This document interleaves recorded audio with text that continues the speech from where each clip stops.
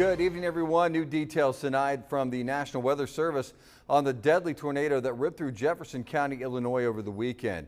According to a new survey on Sunday, just after 5 p.m. for about 25 minutes, an EF3 tornado with peak wind speeds of 140 miles an hour touched down about 2.5 miles south of Dix along Highway 37 in rural Mount Vernon.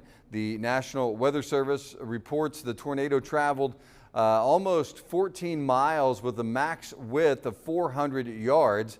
It crossed into Wayne County, where it was on the ground for just over a mile before lifting northwest of Wayne City.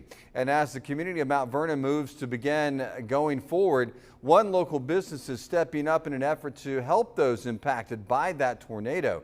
Morgan Johnson was at the scene earlier, and he is live in the studio with the latest.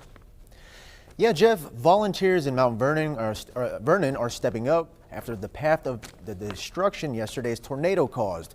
Wind Supply, a local business located on Benton Road, is accepting donations like bottled water, food, and blankets. This evening, those items were distributed to tornado victims at Zion United Methodist Church. Organizers say they hope to continue with donations through the end of the week. Today I spoke with Sarah Clark, who helped organize the initiative, and a few victims who expressed their gratitude. Our goal is to bring the community together and to really step and play our part in the community, especially when it's in need.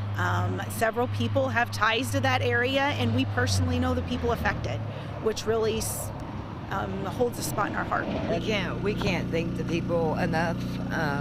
They've been wonderful, gracious, and caring, and I just can't thank them enough for helping us out. I have done the same. I'm glad they were here for us. I appreciate it. Clark also tells me that larger items that have been donated will be sent to Zion Methodist tomorrow.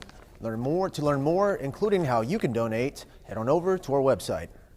In the studio, Morgan Johnson, Heartland News.